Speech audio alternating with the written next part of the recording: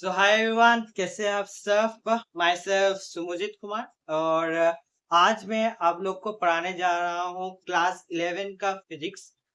जो है पहला चैप्टर है हमारा यूनिट्स एंड डायमेंशन। तो यूनिट्स एंड डायमेंशन से आज हम चालू करेंगे क्लास 11 का फिजिक्स। तो सबसे पहले कि मैं इतने दिन से वीडियोस क्यों नहीं डाल रहा था, लेक्चर्स क्यों नहीं डाल रहा था, क्योंकि थोड़ा सा मतलब मिसमैच टाइप हो रहा था, टाइम मैच नहीं हो रहा है। उसके बाद थोड़ा सा प्रेशर भी जा रहा था क्योंकि मेरे भी क्लासेस सभी चालू हैं, तो इसीलिए और इसीलिए थोड़ा सा टाइम मैनेजमेंट करने के लिए थोड़ा सा दिक्कत हो रहा था। लेकिन हाँ, अभी अभी आपके लेक्चर जो है हफ्ते में 2 आएंगे, या ये मतलब मैंने फिक्स किया है। ऐसा नहीं है कि हफ्ते में 3-4 वीडियोस आएंगे, ऐसा नहीं है। 2 से ही चालू करेंगे, हर हफ्ते में 2 लेक्चर्स आपको मिलेंगे, ठीक है। ये मेरा प्रॉमिस है, ठीक है। और मैं अपना बात रखता हूँ, ठीक है। तो दो दो वीडियो सबके आएंगे हर हफ्ते। हो सकता है कि तब मेरे एग्जाम्स हो, तब वीडियोस थोड़े से ना आए।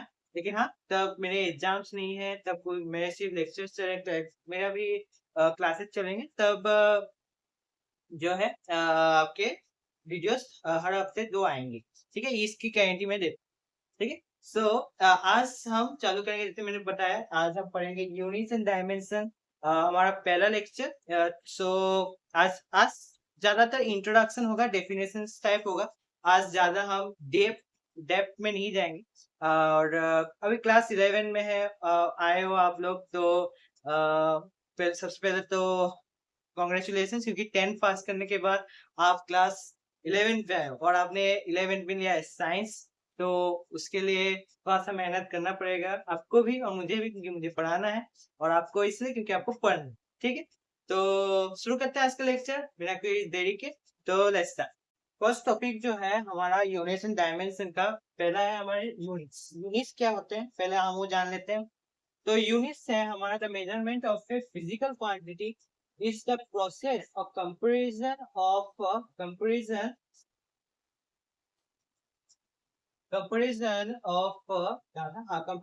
these quantities with the standard amount of the physical quantity of the same kind is called unit। मतलब जो मेजरमेंट हम कर रहे हैं, इसका एक क्या कहते हैं, एक्सप्रेशन है। जो एक्सप्रेशन आपको मिलेगा x is equal to n u, नहीं तो x नहीं करके और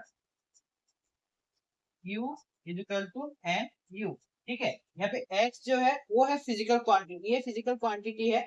और n का मतलब होता है कोई नंबर, कोई कांस्टेंट। और u का मतलब है यूनिट, ठीक है। ये यूनिट है। यूनिट मतलब हो सकता है आपका मीटर, केजी, ग्राम। अगर मैं ऐसा यूनिट में ही जाऊं तो केजी, मीटर, क्या कहते हैं, सेकेंड्स, ये उसके बाद हाँ, बहुत सारे आते हैं ऐसे यूनिट में। मैंने जैसे कि लिया, ये तो ठीक है। ग्राम भी, जैसे अगर मैं ऐसे यूनिट में नहीं तो ग्राम ले लिया, ये सब चीजें, ठीक है। सो आपका एन जो है यहाँ पर अच्छे से अगर मैं आपको एक्सप्लेन करूँ,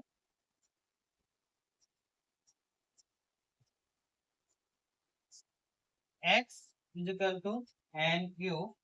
एक्स आपका है फिजिकल क्वांटिटी,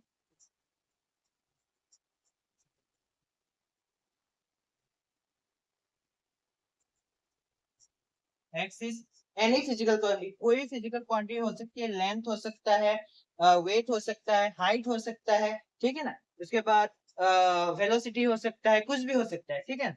उसके बाद एन जो है आपका, एन आपका है एक कांस्टेंट। कांस्टेंट कांस्टेंट किस चीज का कांस्टेंट, कोई नंबर कुछ तो होगा।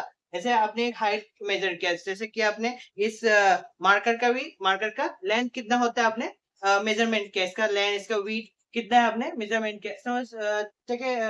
ऐसे समझो कि इसका लेंथ 10 सेंटीमीटर है, तो यहाँ पे 10 लिखो, ठीक है। अभी टेंथ क्या, ऐसा आप पूछ सकते हैं 10 लीटर में है या फिर केजी में है या फिर 10 मीटर में है, किस में है 10, क्या है 10 इसका एक यूनिट होता है। इस यू का मतलब है एक यूनिट, ठीक है।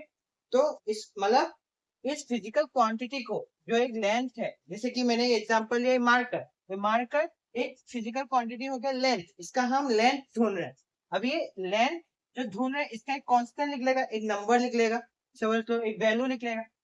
इसका एक वैल्यू क्या लिखना है, समझ, ऐसे हमने लिया कि 10 लिख रहा है, ठीक है। अभी 10 जो लिख रहा है, अभी ये 10 क्या है इसको भी तो बताना पड़ेगा। जो लेंथ हमने बोला ये 10, 10 जो लिख रहा है ये 10 किस चीज का 10 है? ये ना लीटर में है, मिलीलीटर में है, ना लेंथ में है, ना मतलब मीटर में है, या फिर केजीस में आता है, क्या है 10? तो इसके लिए हमने एक यूनिट डिफाइन किया, ठीक है। जैसे कि लेंथ के लिए मीटर, वेट के लिए केजी, उसके बाद वॉल्यूम के लिए लीटर, उसके बाद जैसे कि हम कोई भी स्पीड में चले, वेलोसिटी में चले, या फिर इसमें इसके लिए मीटर पर सेकेंड, ठीक है। ये हमने डिस्क्राइब किया कि हाँ, एक फिजिकल क्वांटिटी को हम कैसे डिफाइन कर सकते हैं। कांस्टेंट नंबर होना चाहिए, वैल्यू लगेगा और एक यूनिट लगेगा, तब जाके हम एक यूनिट को हम डिफाइन कर सकते हैं, ठीक है। तो यूनिट क्या लिखा है? The measurement of the physical quantity is the process of comparison of this quantities with the standard amount of the physical quantity, और इस सेम काइंड का होना पड़ेगा। ऐसा नहीं कि हम लेंथ निकाल रहे हैं और हमने यूनिट लगा रखा है केजी का, तो कैसा है? नहीं होगा। तो अगर हम लेंथ निकाल रहे हैं तो लेंथ का ही यूनिट लिखना पड़ेगा, अगर हम वेट निकाल रहे हैं तभी हमें वेट का ही यूनिट लिखना पड़ेगा, ठीक है। तो ये है एक सिंपल डेफिनेशन। ओके, अभी हम आप लोग नोट कर लीजिए, कर लिया नोट? ठीक, अभी हम पढ़ेंगे टाइप्स ऑफ यूनिट सिस्टम।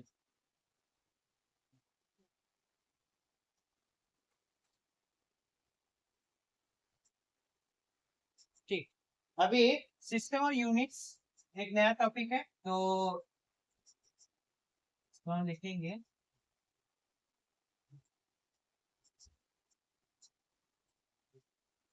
ठीक है, मेनली हमारे तीन सिस्टम यूनिट आते हैं। एक है हमारा सीजीएस यूनिट, एक है हमारा एमकेएस यूनिट, और एक है हमारा एसआई यूनिट, ठीक है। तो हमारे तीन प्रकार के यूनिट्स आते हैं, पहले आप ये समझ लीजिए, मैं बिलीव देता हूँ। पहला हमारा CGS CGS CGS unit. Second है हमारा एमकेएस यूनिट। तीसरा है हमारा एसआई। सीरीज का मतलब ये है कि यहाँ पे सेंटीमीटर, सी का मतलब सेंटीमीटर होता है, जी का मतलब ग्राम होता है, एस का मतलब सेकेंड्स होता है, के एम के एस यूनिट का मतलब होता है मीटर, किलो एंड सेकेंड। हाँ, उसके बाद ऐसा यूनिट का मतलब ये स्टैंडर्ड होता है, जिसमें आपके सारे फंडामेंटल यूनिट्स आते हैं, जिससे हम डिराइव यूनिट्स को मतलब बाकी यूनिट्स को हम डिराइव कर सकते हैं। ऐसे बोल सकते हैं कि एसआई यूनिट जो होता है वो एक फंडामेंटल यूनिट होता है। जैसे लेंथ, अगर हम ये लें कि वेलोसिटी का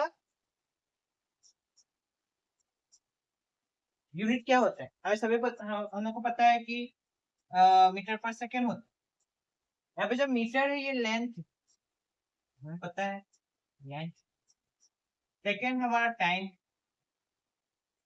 तो ये जो मीटर आ गया, ये सेकेंड आ गया, ये मीटर और सेकेंड, ये दोनों फंडामेंटल यूनिट्स में आते हैं, दोनों का अलग अलग है। हम मीटर और टाइम, लेंथ और टाइम को जब आप कंबाइन करो तब जाके आपको वेलोसिटी का यूनिट मिल रहा है।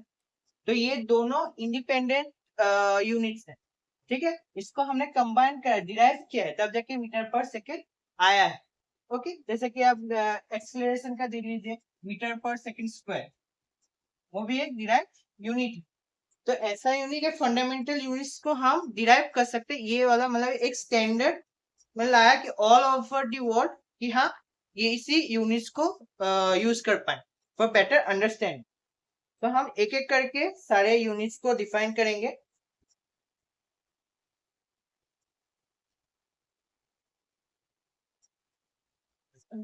पहला है हमारा सीजीएस यूनिट, तो हम डेफिनेशन लिखेंगे।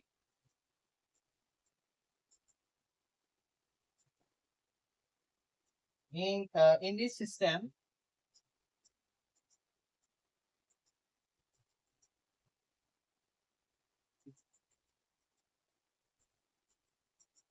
unit of English system the unit of length is centimetre. आप फुल फॉर्म लिखिएगा, मैंने लिखा है फॉर द शॉर्टर टाइम कि आपको ज्यादा जैसे समझ आ जाए। और unit of weight, unit of mass, weight mass is gram. Gram का है ना ये जीएम का होगा ग्राम सॉरी। एंड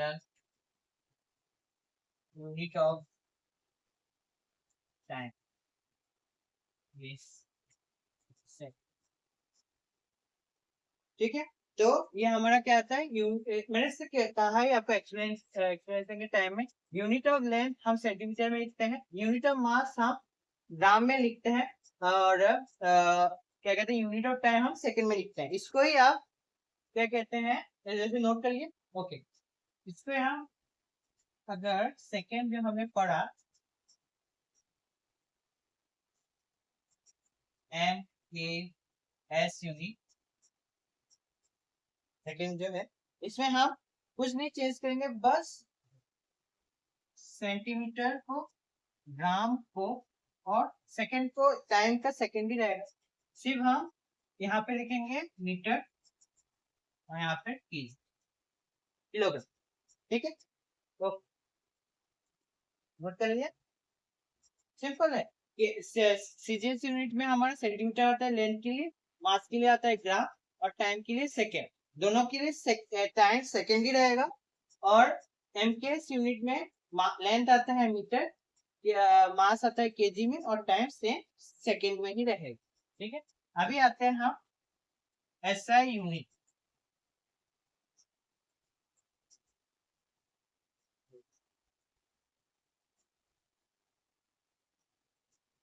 अगर आप चाहो तो आपको लगता हो कि थोड़ा सा स्लो जा रहा है, तो आप थोड़ा सा फास्ट फॉरवर्ड करके देख सकते हो 1.5 में या 1.75 में देख सकते हो। ठीक, तो हम आगे बढ़ते हैं एसआई यूनिट की तरफ।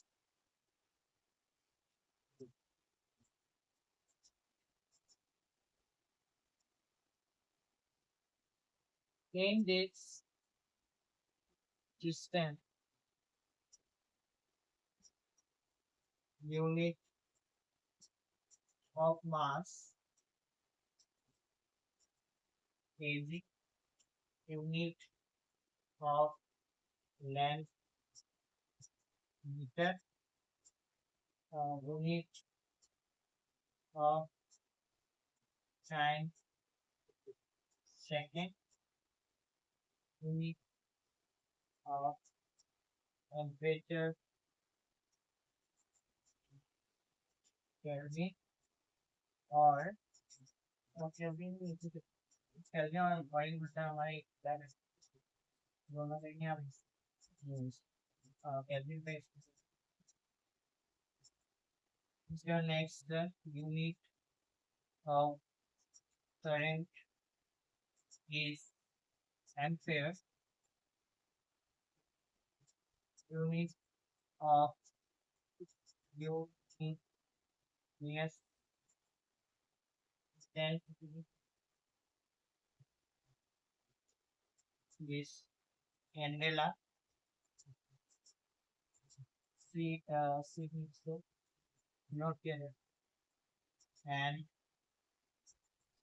unit of total amount of substance is mole. इसको and कैमरा में सब आ रहा है। हाँ आ, ठीक। तो ऐसा यूनिट में हमारा क्या आता है कि मास का यूनिट हम केजी में लिखते हैं, लेंथ के यूनिट हम एम से डिनोट करते हैं। उसके बाद क्या कहते हैं यहाँ पे, हाँ एम से डिनोट करते हैं इसको। टाइम को हम सेकेंड से, टेम्परेचर को केल्विन से, उसके बाद करंट को एम्पियर से, एम्पियर्स का हम लिखते हैं कि कैपिटल ए से डिनोट करते हैं। उसके बाद हाँ, ल्यूमिनस इंटेंसिटी को हम कैंडेला कहते हैं, जिसको हम सीडी से डिनोट करते हैं, और unit of amount of substance is mole, ठीक है, जिसको हम एमओएल से डिनोट करते हैं, ठीक है। ओके, नोट कर लिया। ओके, अभी हम जाएंगे कि फंडामेंटल और डिराइव्ड यूनिट किसको कहते हैं और कैसे।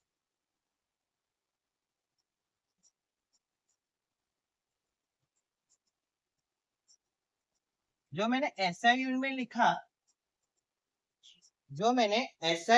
लिखा, वो सब आपका फंडामेंटल यूनिट्स में आता है, ठीक है।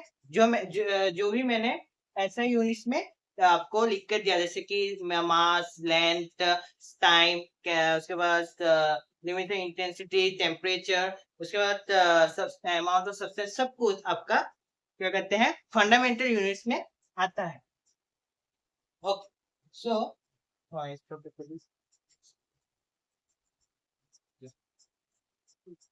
तो नेक्स्ट है हमारा fundamental unit and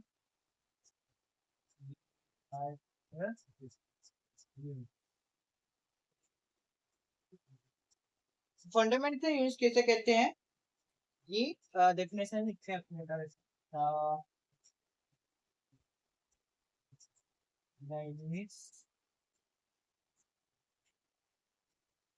The units that cannot be derived from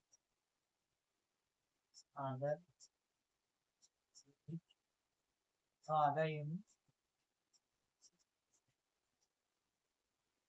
are called fundamentals. Example: meter, kg, seconds, Kelvin, ampere, candela। और डिराइव यूनिट से कहते हैं, इसका the unit that can be that can be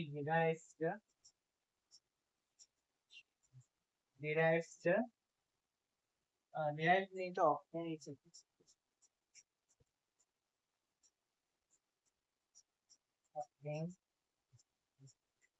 from the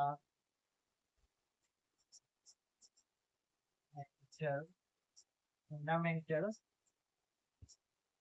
units are or derived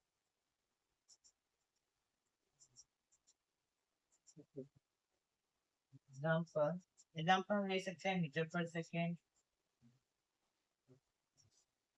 metre पर second square, उसके बाद और क्या ले सकते हैं, किलो जूल पर मोल,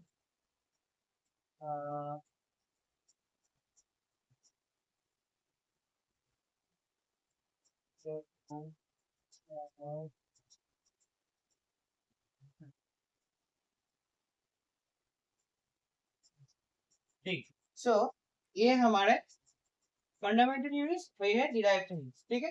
तो आज का लेक्चर थोड़ा सा आपको ऐसा लग रहा होगा सर तो मतलब डेफिनेशन पढ़ा रहे हैं और कुछ नहीं, लेकिन हाँ थोड़ा डेफिनेशन पढ़ लोगे समझ आ जाए, ठीक है। बहुत सारे ऐसे बच्चे होते हैं डेफिनेशन नहीं पढ़ना सकते, डायरेक्ट आप इक्वेशन करो तो वहां पे बच्चे फंस जाते हैं, उसके बाद तब नहीं कर पाते हैं, कोई भी क्वेश्चन सब उसका बोलते हैं यार पता है नहीं क्या पढ़ा, ठीक है। तो डेफिनेशन पता होनी चाहिए, डेफिनेशन तब पढ़ोगे तब जाके दिमाग में आएगा कि हमने क्या पढ़ा।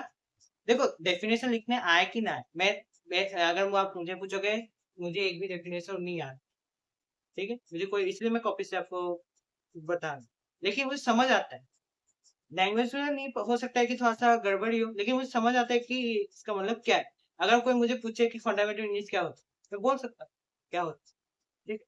वही तो फंडामेंट मतलब वही है कि डेफिनेशंस को आपको लिखना आए कि ना आए, ये कम से कम आपको समझ है। और मैं यहाँ पे लिख कर इसलिए दे रहा हूँ कि आप नोट करो तब आप पढ़ो तो आपको समझ है, और खुद के नोट खुद बनाओ, दूसरों के ऊपर डिपेंडेंट कम है। ठीक है, तो आपको जो टीचर्स दे रहे हैं नोट्स, उसको आप अच्छे से नोट डाउन करो और लिखो। ऐसा मत करो कि मेरा दोस्त लिख देगा मुझे फोटो मार के भेज दो, ऐसे नहीं। खुद भी ट्राई करो कि हाँ मिस्टेक हो सकते हैं, इट्स नॉट दिस, बट खुद भी try.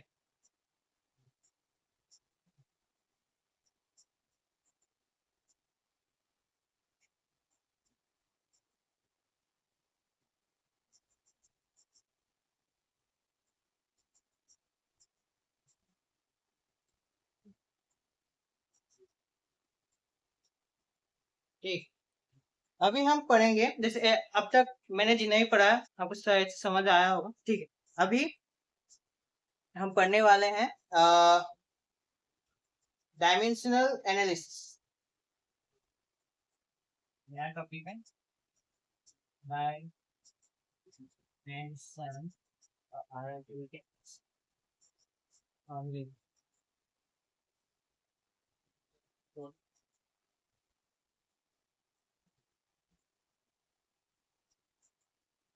Dimension.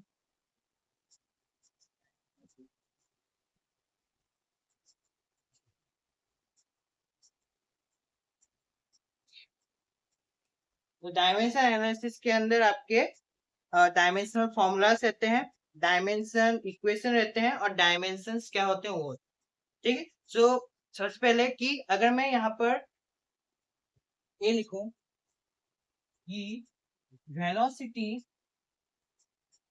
Velocity is equal to metre पर सेकेंड, तो हमें पता है। ओके, और अगर मैं यहाँ पर और एक चीज का लिखूं जैसे कि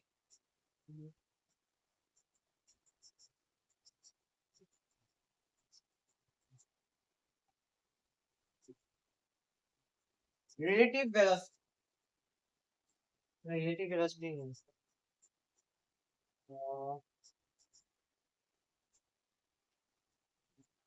acceleration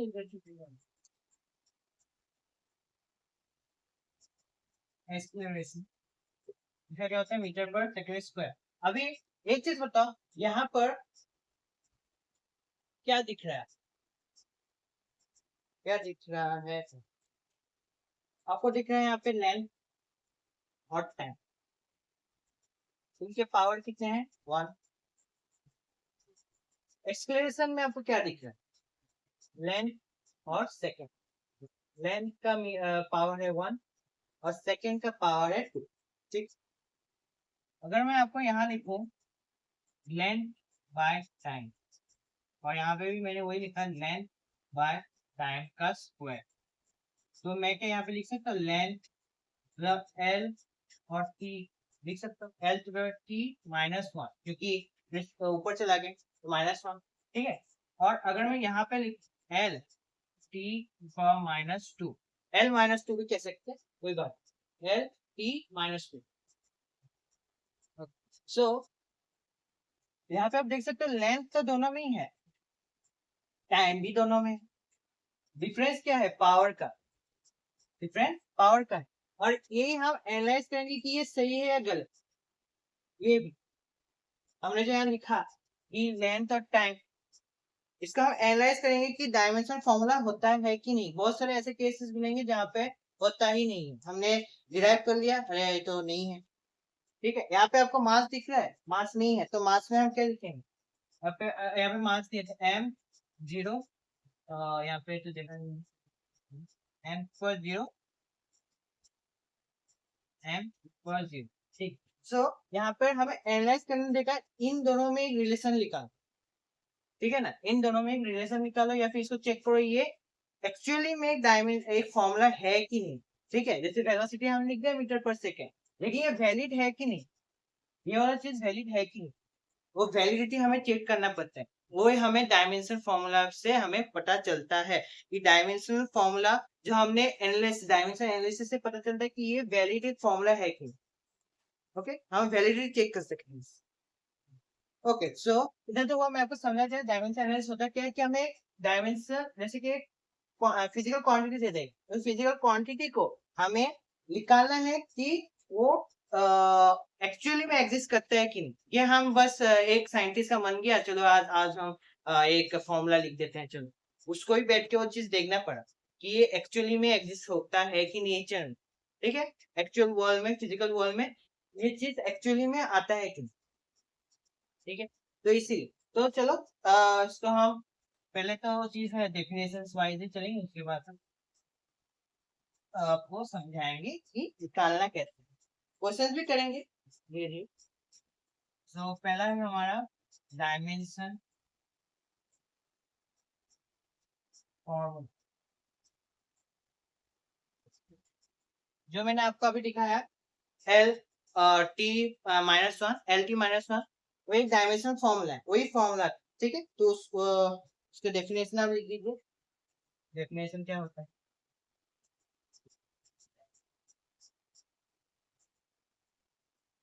Expression that shows which of the fundamental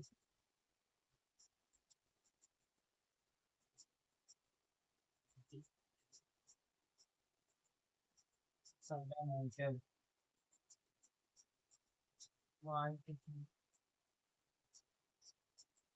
quantity and with what power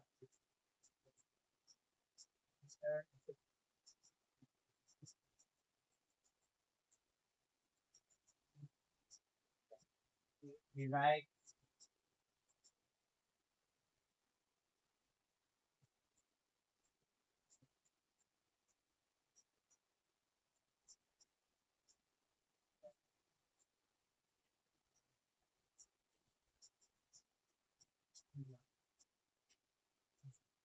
ठीक है। सो द एक्सप्रेशन दैट पढ़ना पड़ता है। The expression that shows which of the fundamental quantity and with what power enters into the derived unit is called fundamental, is called dimension formula। तो जैसे कि मैंने अगर मैं लूँ एक्सलेशन का मैंने ले लिया, ठीक है ना, एक्सलेशन का ही मैंने ले लिया। एक्सलेशन का जो फॉर्मूला एग्जांपल में लेना था, एग्जांपल तो acceleration is equal to metre पर सेकंड स्क्वायर। अगर मैं इसको ऐसे लिखूं, अच्छे से लिखना आपको दिखाता हूँ ऐसे, मीटर पर सेकंड स्क्वायर, यहाँ पर क्या यूज हो रहा है, फंडामेंटल यूनिट्स का है ना, फंडामेंटल यूनिट्स। लेंथ का मतलब, मीटर का मतलब क्या होता है, लेंथ। सेकंड का मतलब टाइम का स्क्वायर, ठीक है, टाइम का स्क्वायर। और अगर मैं इसको अच्छे से लिखूं तो LT-2, LT-2।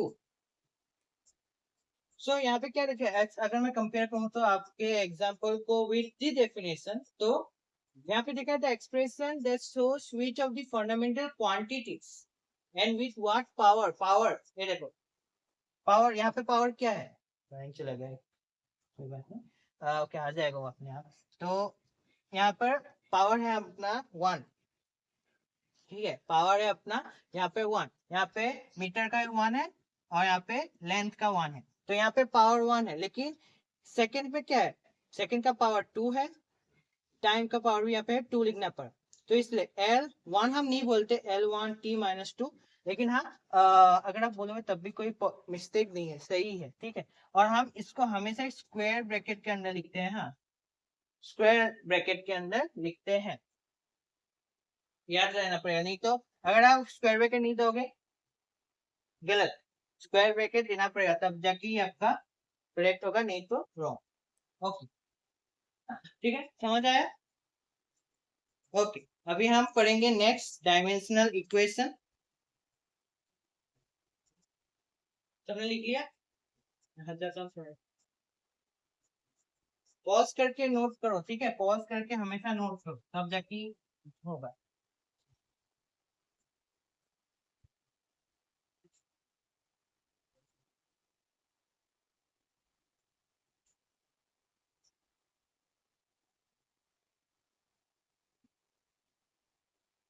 ठीक है, अभी हम देखेंगे डायमेंशन इक्वेशन।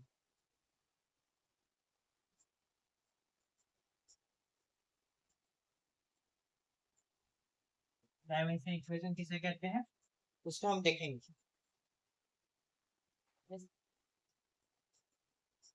द इक्वेशन, सब नोट डाउन करेंगे। The equation obtained by equating a physical quantity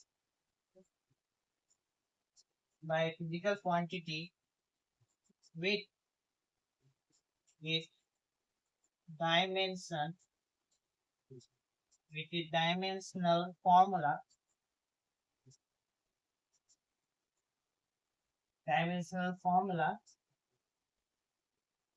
is called dimensionlessness।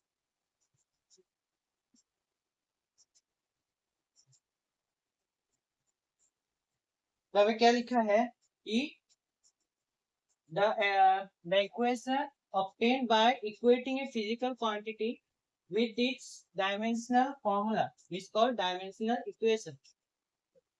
Example: V is equal to square bracket m square m0 l1 t1 t minus 1। यहाँ पे जो m है m था ही नहीं, क्योंकि यहाँ पे एक्चुअल फॉर्मूला क्या होता है, एक्चुअल फॉर्मूला होता है मीटर पर सेकेंड, मीटर पर सेकेंड। तो यहाँ पे तो कहीं पे भी आपको मास नहीं दिख रहा, इसलिए आपका मास का पावर क्या हो जाएगा, 0। और यहाँ पे क्या लिखा है, equating a physical quantity which is dimensional formula. Dimensional formula क्या था, ये। और इसको भी हम इससे इनपुट करते हैं, इसको आप करो ना करो अलग बात, लेकिन अगर करते हो तो कोई बात नहीं, इससे सोल्व करें। ठीक है, समझ आया, बहुत सिंपल है। अभी अभी भी आपको बहुत सिंपल ही जा रहा होगा, और थोड़ा सा साइंस से आपको ऐसा लगे कि डेफिनेशन टाइप चले, नहीं कभी पढ़ाना पड़ेगा नहीं। तो सेकंड ऑप्शन नहीं, साइंस में क्या पढ़ रहे हो, देयर इज नो सेकंड, आपको आगे ही देखना पड़ेगा, आप पीछे नहीं जा सकते।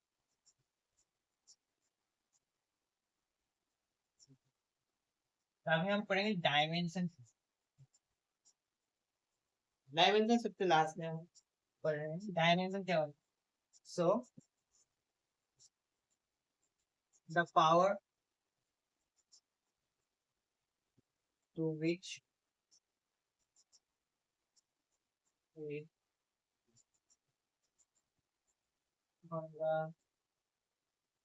fundamental quantity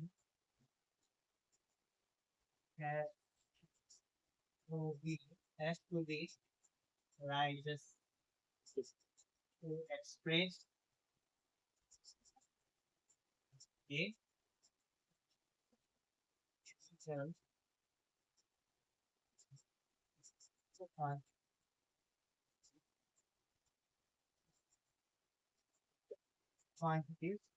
is called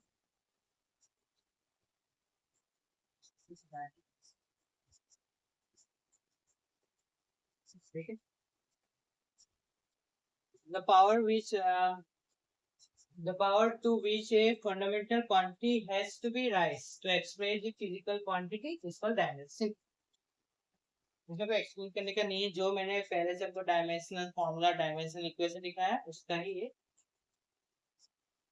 definition है कि डायमेंशन क्या है। ठीक है, नोट डाउन कर लीजिए जल्दी से।